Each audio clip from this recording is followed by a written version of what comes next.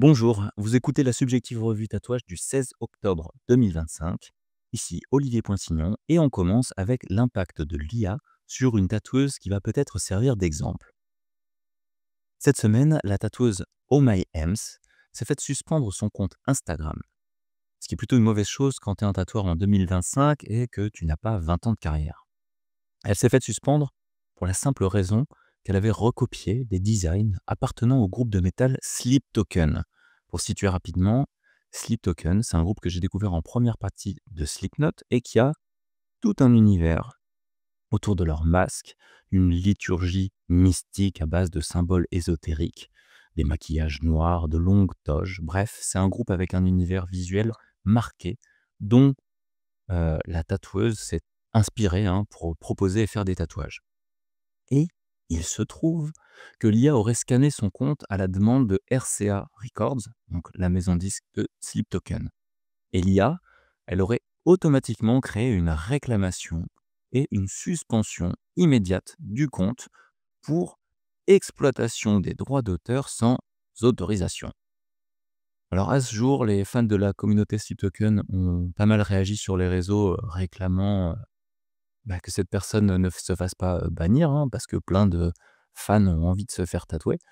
Ils ont essayé donc de faire, réagir RCA Records, mais au bout de quasiment une semaine, la page Instagram de cette tatoueuse est toujours hors ligne. Aussi, j'ai découvert par la même occasion que des cosplayers se sont fait bannir pour la même raison. En tout cas pas parce qu'ils ont copié Sleep Token, mais, à cause de la même, mécanique. Et petite anecdote, cette naïveté, moi je l'ai eue à 19 ans quand j'étais étudiant aux Beaux-Arts où, je réfléchissais à comment faire un petit peu d'argent et j'étais allé chez mon libraire pour lui proposer un dépôt-vente de dessins Star Wars et Tintin.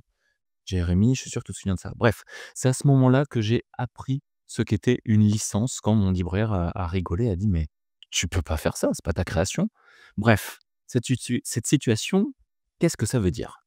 Ça veut dire que nous, dans le monde du tatouage, on est habitué à piocher dans la culture pop de manière impunie, sans se poser la question des droits d'auteur. Dragon Ball Z, Pokémon, tous les Miyazaki et les mangas du monde passent par là. Et aujourd'hui, avec l'IA, on va se retrouver avec des robots plus rapides et plus puissants pour analyser si la reproduction d'images est effectuée en payant ou non une licence d'exploitation.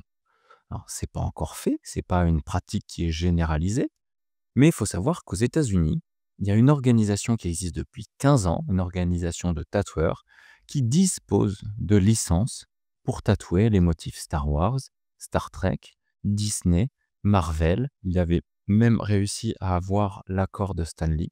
Et à terme, on a le droit de se demander s'il n'y a pas des auteurs et des entreprises qui vont tout simplement en avoir marre de passer à côté du fruit de leur de leur travail, sous-entendu leur thune. Bref, les droits d'auteur dans le monde du tatouage, on n'est pas très bon et il va falloir surveiller cette affaire parce que je pense que ça pourrait inspirer le marché pour la suite. Aussi, sachez que j'en dirai un peu plus ce samedi matin à la convention tatouage du Luxembourg où je présente une conférence sur l'IA dans le monde du tatouage avec un point bien précis sur les droits d'auteur. Ensuite, revue de presse point numéro 2. En ce moment, je ne sais pas si c'est lié à l'économie du tatouage, mais on a un tas d'associations, de labels, de collectifs qui sont en train de se monter en France. Et il y a une association qui a retenu mon attention, c'est l'Observatoire du tatouage, qui est initié par Emilia Stepian, qui est artiste franco-polonaise et agent pour tatoueurs et tatoueuse, pardon. Et on a aussi Anaïs Maras, qui est chercheuse dans le domaine qui nous intéresse tant. Deux points, écrivez avec des grosses majuscules, le tatouage. Alors, leur association a pour but de fédérer et de renforcer le dialogue entre ceux qui pensent le tatouage, afin de se rapprocher d'institutions culturelles, de musées, et donc d'investir des domaines où le tatouage peut être encore mal connu, mal perçu.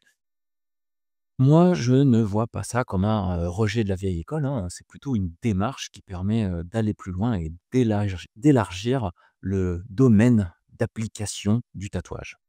Alors, à quoi on peut s'attendre? un premier événement en 2026 qui ne sera pas une convention déguisée. Je dis ça parce que, récemment, j'étais en contact pour tatouer dans un musée, dans le nord de la France, où on faisait valoir le fait de rentrer dans un espace muséal pour anoblir le tatouage et je ne me suis pas reconnu dans la proposition.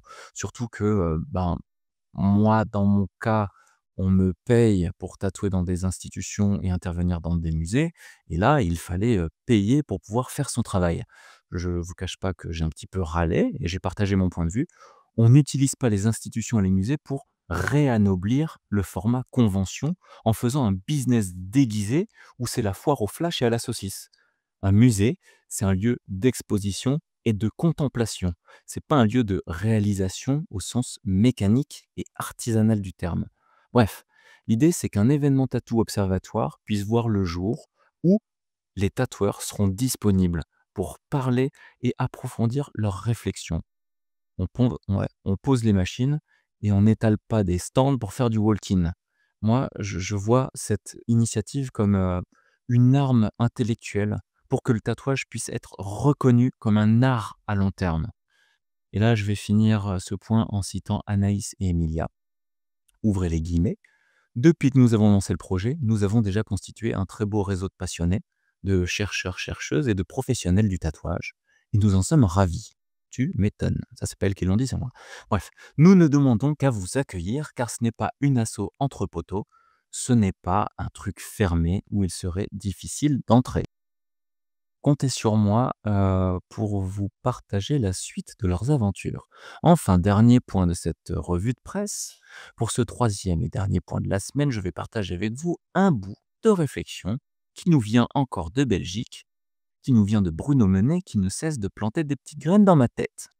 Alors je le rappelle, la situation du tatouage en Belgique, en tant que profession, est laissée à l'abandon, hein, ce qui en fait un marché plutôt désorganisé avec un tas de scratchers, des productions sans hygiène, sans compétences, sans responsabilité, et aussi des impôts qui ne sont pas prélevés à hauteur de plusieurs dizaines de millions d'euros selon Bruno.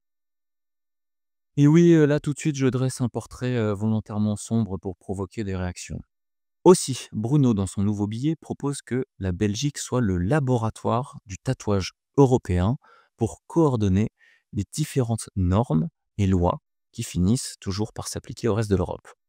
Bruno, je le précise, qui est polyglotte et que c'est plutôt pratique quand on a cette ambition.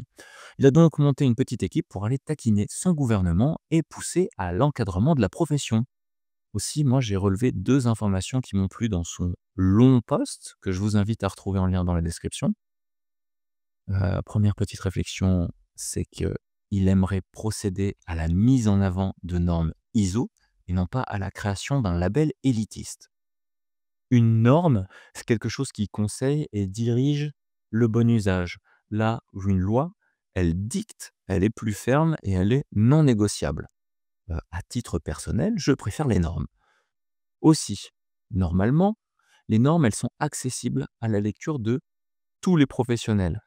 Là où la labellisation, elle marche sous forme de club et de validation entre pros. Du coup, c'est un peu plus hermétique. Et enfin, dans son billet, un petit peu de culture et de réflexion, il cite le livre Nexus de l'historien Yuval Noah Harari, où il explique que les sociétés qui ont survécu et prospéré sont celles qui ont construit des systèmes capables de vérifier, de certifier, de garantir la transmission du savoir.